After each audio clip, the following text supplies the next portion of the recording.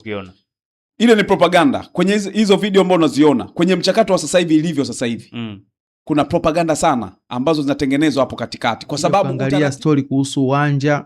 Kwa hiyo unaona kama kuna propaganda ambazo zinaendelea kwa ajili ya kupumbaza mashabiki wa Simba pamoja na wanachama wa Simba. Hata hili ambao unaona kwenye uwanja, mtu anaenda kuonekana kwenye uwanja na Wachina ni namna tu ya kutaka jambo fulani lifanikiwe kwenye mfumo wa propaganda. Lakini angalia pia, umetoka kuzungumza hapa kwamba kuna barua imeandikwa kwenye mamlaka ya Simba, itakuwa inaelekea labda kwa mwenyekiti au kwenye mamlaka ya Simba kwa ujumla, kwamba Mo Dewji anataka kwenda kujenga, yuko tayari kwenda kujenga uwanja. Hizo ahadi za Mo Dewji zimezungumzwa sio chini ya hata mara 5 ndani ya kikosi cha Simba, ndani ya klabu ya Simba, kwa maana ni muda mrefu yanazungumzwa yale, tutafanya hili, tutafanya lile, tutafanya hili, miaka nenda rudi. Na yes bwana, tumekutana na picha nyingi sana na video kadhaa zikimuonyesha mzabuni wa masuala ya jezi, kwa maana Joel Rwagasila ama Jailot akiwa na Wachina, kwa maana wapo katika mradi wa kutengeneza uwanja ambao inasemwa ni kwamba uwanja klabu ya Wekundu wa Msimbazi Simba. Lakini imeibua maswali mengi sana, kwa sababu aliwahi pia kupost video akiwa na basi akisema kwamba hili basi kwa ajili ya Jairut, basi la Simba tayari tumeshamalizana na Simba, lakini mpaka hivi sasa imepita miezi kadhaa hatujaliona hilo basi. Lakini pia kwa wakati huu taarifa zinaeleza kwamba Mohamed Dewji naye yupo tayari kwa ajili ya kujenga uwanja. Nini kinaendelea katika klabu ya Wekundu wa Msimbazi Simba? Nipo na Lugano Israel, First 11 Kilaka, Black and White, lakini pia nipo na Steven Mapunda. Mimi naitwa Yusuf Katalambula. Tutapita kujibu maswali yale ambayo mnajiuliza, inawezekana vipi kuhusu hizi picha, nini kinaendelea katika klabu ya Simba na kadhalika. Kwa wakati ambao tutakuwepo hapa, basi tutakujuza kile ambacho tumekiandaa. Lugano Israel, Steven Mapunda, mpo vizuri? Yes. Mimi niko vizuri, namshukuru Mungu. Naendelea vizuri kabisa. Yes. Silalamiki. Ulalamiki? Kabisa. Tuanze na wewe ambaye hulalamiki. Kama si video basi picha umeona zikionyesha kwamba Jairut yupo katika mchakato wa kukamilisha moja ya vitu ambavyo ameahidi. Aliahidi kuleta jezi zilizokuwa bora, tumeziona jezi. Aliahidi kujenga uwanja, ndo huu ambao tunaenda kuzungumza sasa hivi, tumeona picha. Aliahidi kuhusu basi, mpaka sasa hatujaliona. Aliahidi kuhusu mchezaji, amemleta Ino Caspin Luemba. Twende kwenye hili la uwanja. Bado kuna mgagasiko na sintofahamu nyingi sana ambazo zipo ndani ya klabu ya Simba, ambazo zinaendelea, hususan upande wa Jairut. Kuna baadhi ya maeneo ambayo yamekuwa ni story kuliko uhalisia. Ukiangalia story ya basi ilikuwa imepita, alafu imekaa muda mrefu sana, mpaka sasa hatujaliona basi. Lakini pia ukija kuangalia story kuhusu uwanja, kwa hiyo unaona kama kuna propaganda ambazo zinaendelea kwa ajili ya kupumbaza mashabiki wa Simba pamoja na wanachama wa Simba, lakini pia wafuasi wanaoishabikia Simba Sports Club, kama kuna kitu fulani kinakwenda kupoozwa hivi au kwenda kuwaweka katika dimbwi la giza. Kwa hiyo mimi naona kabisa kuna kitu ambacho kinafanyika hakipo katika weredi. Kwa sasa Simba tunafahamu sasa hivi ni Simba Company Limited, na imetoka kule ambapo ilipokuwa mwanzo. Kwa kama inakuwa kama kampuni, tafsiri yake ni kwamba vitu vyote ambavyo vinafanywa katika taratibu za kampuni ambazo zinaweza zikafanya. Kwa sasa Simba wanahitaji kuweza kujenga kiwanja. Kwa hiyo kama wanataka kujenga uwanja, tafsiri yake ni kwamba kuna taratibu ambazo zinatakiwa zifuatwe, lakini pia waweze kutangaza na mzabuni aweze kutokea, aweze kushinda tenda, na hatimaye aweze kuingia katika mchakato, aweze kuweka ujenzi wa kiwanja. Lakini hii anaamua tu Jairut kwamba mimi naenda kuwachukua Wachina wangu, naonekana nimepiga nao picha ili ionekane kwamba tuko serious na kutengeneza uwanja. Kwa hii inakuwa kama sehemu ya propaganda na haijakaa kwenye uhalisia wowote ule. Ukiangalia kwenye issue ya jezi, ni kweli aliweza kuleta jezi, lakini msimu huu ndo msimu ambao wamekutana na mazonge mengi kwenye eneo la jezi. unaona kabisa kwamba kimataifa walifanya jezi zile zile, wakabandua logo, wakabandika logo zingine na vitu kama hivyo. Hakukuwa na kitu kipi ambacho kilikuwa kimezoeleka katika misimu mingine huko nyuma, lakini pia kukawa na kampeni kubwa sana ya kuhakikisha jezi zinaisha, lakini pia kukawa pia sio jezi imevuja, jezi hii yenyewe sio yenyewe, yani kukawa kuna vitu vingi sana, na hivyo vyote vimefanyika chini ya Jairut. Kwa hiyo mimi naona kwa upande wa Jairut na Simba kwa ujumla wake kuna vitu bado havijakaa sawa sawa kama vile taasisi inatakiwa iweze kukaa. Kwa hiyo upande wa kiwanja naona kuna story ambayo inatengenezwa kwa ajili ya kuja kufubaza mambo mengine ili kuweza kuweka amani ndani ya klabu ya Simba. Sijaona uhalisia. Okay, hayo ni kuhusu kile ambacho amekizungumza Steven Mapunda. Tukija kwako Lugano Israel, tumeziona picha, tumeziona video, lakini uko nyuma pia tuliziona video za basi. Nini kinaendelea katika klabu ya Wekundu wa Msimbazi Simba? Kiuhalisia ndani ya Simba kwanza mpaka dakika hii kuna migogoro ambayo inaendelea, na huo ni moja kati ya migogoro ambayo ipo ndani ya Simba. Ukiangalia na nikisema migogoro inaonyesha ni nini? Kabla ya taratibu zile za msingi ambazo zinahitajika zifanyike, bado kunakuwa na vitu ambavyo vinaleta kama mvurugano. Yaani uelewi huyu anazungumza nini, anafanya nini, anataka kufanya kitu gani. Siku za hivi karibuni bila shaka utakuwa unakumbuka kulikuwepo na kusainishwa kwa mchezaji ambaye alikuwa anaongezewa mkataba ndani ya klabu ya Simba. Elie Mpanzu alikuwa anasainishwa kuongezewa mkataba huku mwekezaji Mo Dewji akiwa yuko pembeni. Ukiangalia upande wa pili kuna jambo lingine tena linatokea hili la jezi la uwanja. Sawa? Yes. Kuna mvurugano ambao unaendelea ndani ya Simba, kitu ambacho nadhani kama hakutakuwa na utulivu wa viongozi waliopo madarakani kwa sasa kupambana na mvurugano uliopo sasa hivi, huenda Simba iende kavurugika vibaya.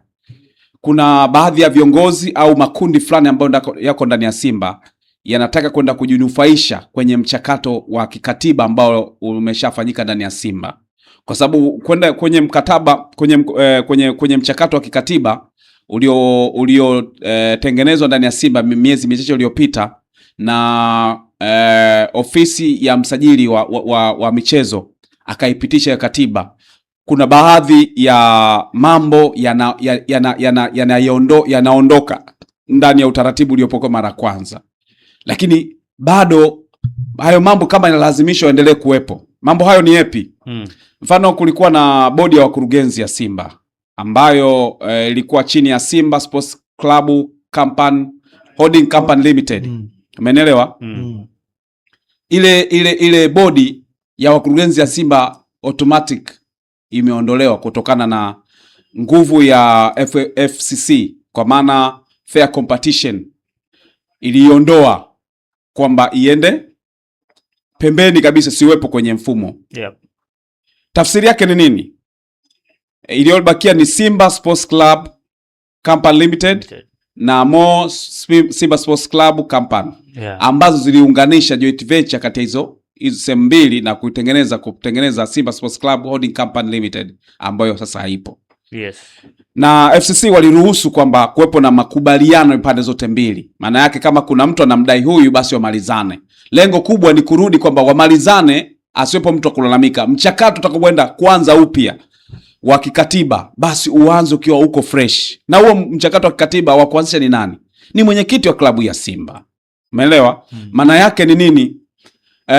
Kwa Mo kutokea kwenye swala la mchezaji kuongezewa mkataba, yeye ameenda kusimama kama nani? Yes, unaweza kusema kama ni rais, wanasema rais wa heshima wa Simba. Je, ipo kwenye utaratibu wa rais wa heshima Simba? Anao majukumu ya kufanya mambo? Ukianza kurudi nyuma unaweza kuangalia kwamba kuna kitu ambacho kinaenda kufanywa. Simba imebagazwa sana kwenye matukio mengi sana. Inapofikia tukio fulani mtu anataka kwenda kujinufaisha, anaenda kuahidi kitu ambacho watu wanatengeneza matumaini makubwa, ambayo mwisho wa siku haji kutekeleza, anakuwa amepita tu kama njia ya kujinufaisha. Hata hili ambao unaona kwenye uwanja, mtu anaenda kuonekana kwenye uwanja na Wachina ni namna tu ya kutaka jambo fulani lifanikiwe kwenye mfumo wa propaganda. Lakini angalia pia, umetoka kuzungumza hapa kwamba kuna barua sio imeandikwa kwenye mamlaka ya Simba, itakuwa inaelekea labda kwa mwenyekiti au kwenye mamlaka ya Simba kwa ujumla, yep, kwamba Mo Dewji anataka kwenda kujenga, yuko tayari kwenda kujenga uwanja. Yes. Hizo ahadi za Mo Dewji zimezungumzwa sio chini ya hata mara 5 ndani ya kikosi cha Simba, ndani ya klabu ya Simba, kwa maana ni muda mrefu yanazungumzwa yale, tutafanya hili, tutafanya lile, tutafanya hili, miaka nenda rudi. Na kinachoonekana sasa hivi ni kwenda kukwamisha mchakato ambao ulikwama kutoka mwaka 2018 mpaka 2026 ambapo kukaja kufanya marekebisho amendment ya katiba ya Simba, na kuona kabisa kwamba sasa uwezekano wa kufanya uwekezaji ndani ya Simba unaweza kwenda kufanikiwa.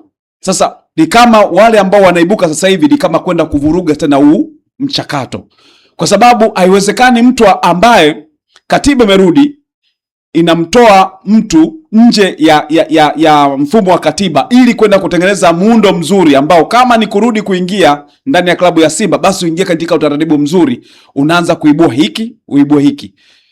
Mimi ninaona kuna mvurugano mkubwa sana ambao kama Murtaza Mangungu, mwenyekiti wa klabu ya Simba, asipoenda kwa umakini na kuweka msimamo kwenye masuala haya, inaenda kwenda kuvuruga kabisa utaratibu ambao unatakiwa kwenda kufanyika, kwa sababu utaratibu ambao upo unatakiwa katiba ikatengenezwe, mfumo mzuri wa uendeshaji wa uwekezaji ndani ya Simba ukatengenezwa kwenye mfumo ulio bora ambao hauingiliwi na mtu ambaye alikuwa mwekezaji, si unanielewa? Kwa hiyo mimi binafsi ninadhani hivi vitu vinavyofanyika hivi ni kwenda kuvuruga huu mchakato uliopo, kwa sababu ukiangalia Jerut ana wachina wake, anataka uwanja, anajenga wapi?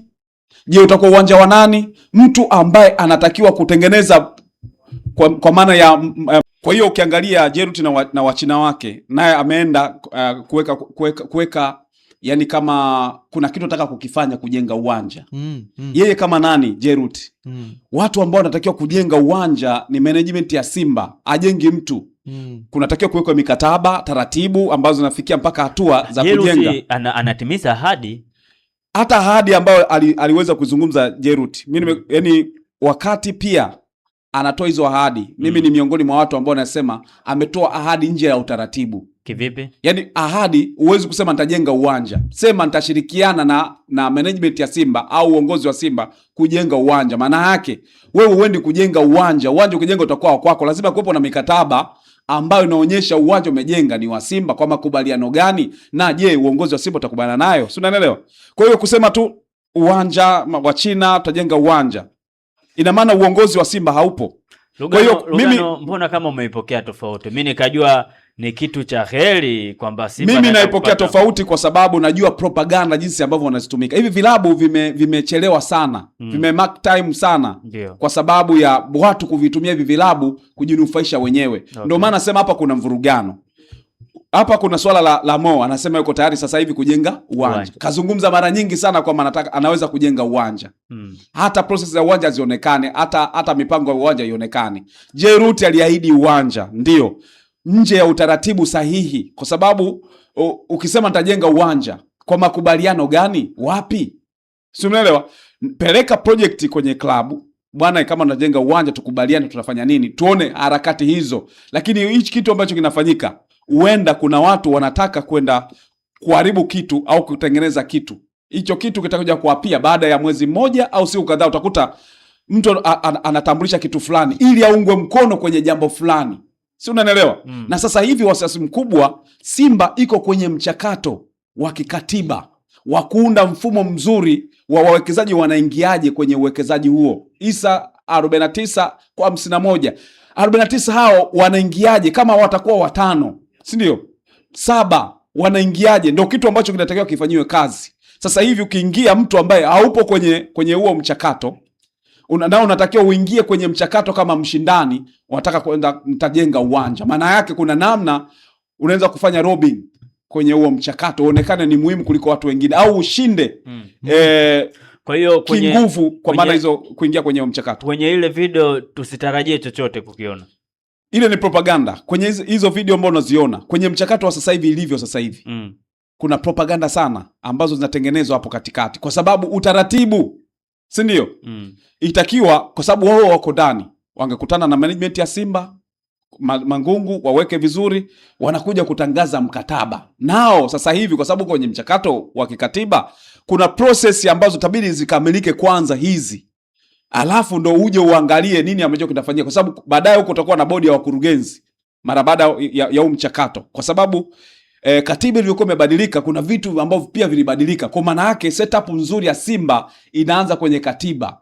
Hawa watu, mfano Jairuti, sawa, ni kiti ambaye anasimamia mambo ya jezi na mambo kama hayo, si ndio? Ndio.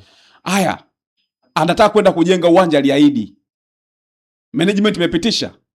Hii katiba inatambua kamati tendaji ya Simba ambao bado haijaundwa, ambao ndio inatakiwa ipitisha mambo. Kwa hiyo sidhani kama kwa sasa hivi ina afya ambao wanayafanya haya zaidi ya kuivuruga Simba. Labda hajaamua tu kuweka wazi, labda kila kitu mikataba ipo sawa, labda wanasubiri mchakato ukamilike ndo atangaze. Simba ni klabu ya wanachama, ndio, si umeelewa? Yani kila kitu ambacho kinafanyika ni kitu ambacho kina interest kubwa ya jamii. Yes. Lazima jamii ijulishwe kuna nini ambacho kinaendelea. Watu wanasubiria kuhusiana na katiba. Hii katiba inachukua hatua gani? Je, vile ambavyo viliagizwa vishaanza kufanyiwa kazi? Umeelewa? Kwa hiyo unapoleta kwamba naenda kujenga uwanja, kwenye mfumo upi? Kwenye taratibu gani? Katiba inasemaje? Hapo kuna shida kubwa. Yaani kuna kitu ambacho kinataka kupitishwa ambacho sio sahihi ndani ya Simba. Mapunda, unaamini kwamba kwenye klabu ya Simba kuna makundi ama beef la chini kwa chini kati ya Jairut na Mohamed Dewji, kwamba wanataka kuonyeshana nani ni nani kwenye hiki ambacho kinaendelea? Unaamini hilo? Obviously mimi nakubaliana na hilo kwamba kuna ushindani wa kibiashara, lakini pia kuna ushindani wa kuigombania nembo ya Simba, kwa sababu kila mmoja anatambua hivi vilabu vyetu vimekuwa vikiwapeleka viral sana wawekezaji. Tunaona leo hii Mo jinsi alivyokuwa ameingia Simba Sports Club, ameongeza product nyingi sana akiwa ndani ya Simba Sports Club. Lakini pia hata ukiangalia watani wao wa jadi Young African, GSM, kabla hajaingia Young African, zile product ambazo alikuwa anazalisha na ambazo anaendelea kuzalisha sasa hivi akiwa ndani ya Young African. Kwa hiyo moja kwa moja ni kwamba hivi vilabu vimekuwa na tija kubwa sana kiuwekezaji kwa upande wao pia, na wenyewe pia wanapata. Hii inaitwa win-win situation. Klabu inapata, mwekezaji anapata. Lakini kwa sasa, kwa nature ilivyo kwa sasa hivi, mwekezaji anapata zaidi kuliko hata timu. Yaani huo ndio ukweli usiopingika hata kidogo. Kwa mfano ukiangalia Simba, mwanzoni walikuwa wanasema kwamba Mo anaweka bilioni 20, ambazo hizo bilioni 20 haijafahamika kwamba iliwekwa kwenye akaunti ipi na iliwekwa wapi na mpaka hivi sasa imekuaje. Lakini baadaye aliweka bilioni 25, jumla bilioni 45. Umeelewa vizuri? Yeah. Baadaye pia akaja akatoka tena akasema kwamba mimi Simba nimefanyaje? Nimeinunua kwa thamani ya shilingi bilioni 45. Umeelewa vizuri? Yes. Wakati huo kwa kuna ukakasi hapa katikati. Lakini baadaye ulipokuja mchakato wa kuweza kuifanya katiba ya Simba iweze kubadilika kutoka katika Simba Holding Company Limited na kuja kuwa Simba Company, Simba Sports Club Company Limited. Yeah. Wakasema kwamba hata ile bodi ambayo ilikuwa mwanzoni inatakiwa ivunjwe. Ina maana kwamba kwa sasa hivi Simba wanaingia katika mchakato mpya kwamba wanakuwa na wanachama, lakini pia kunakuwa na bodi ya wakurugenzi. Lakini pia kwenye uwekezaji katiba yao inaruhusiwa kuwa na mwekezaji zaidi ya mmoja, na maamuzi yako ndani ya Simba. Wanaweza kuwa na mwekezaji mmoja au mwekezaji zaidi ya mmoja. Kwa sasa hivi hata wawekezaji ambao wapo kwa sasa hivi Simba, kila mmoja ana kihoro kwamba je, mimi naweza nikawa miongoni mwao au naweza nikawa nje ya mfumo. Kwa hiyo vitu kama hivi vinatokea, unaona kuna competition. Mo ameandika barua kwamba yeye yuko tayari kuweza kujenga uwanja. Yep. Jairut ametuma picha yeye kwamba yuko tayari kuwaleta wataalamu kwa ajili ya kujenga uwanja. Nyumba ni moja, wanagombania fito. Yeah. Tafsiri yake kuna competition kati yao. Na sio competition tu. Yeah. Manake kuna vurugu ndani. Yes. Okay. Ukiona kaka, dada, sijui huyu kafanya hiki. Yaani unaweza kuwa na nyumba, si ndio? Huyu kaita kochi, huyu kaleta nini, kaleta kingine. Yaani kuna ushindani fulani. Yes. Hiyo inaitwa vurugu. Vurugu ni kutokuwa na mpangilio baadhi ya vitu ambavyo vinatakiwa viingie katika mfumo ulio sahihi. Okay, hiyo inaitwa vurugu kwa mujibu wa Lugano Israel First 11 Kilaka. Mimi naitwa Yusuf Katalambula, nikajua kwamba labda atakuwa katika upande wa kuwasifia, lakini bwana, huu ni Black and White, huu ni Mzee Opinion. Kwa hiyo hizo ndizo hoja ambazo wao wamezitoa, lakini wewe shabiki wa klabu ya Wekundu wa Msimbazi Simba, mpenzi wa soka, shabiki wa timu nyingine tofauti na Simba, unaona nafasi, comment hapo chini tuambie kuhusu hizi picha, ni propaganda ama kuna kitu chochote tukitarajie. Naitwa Yusuf Katalambula, nyuma ya kamera yupo Uncle Vuma. Bye bye.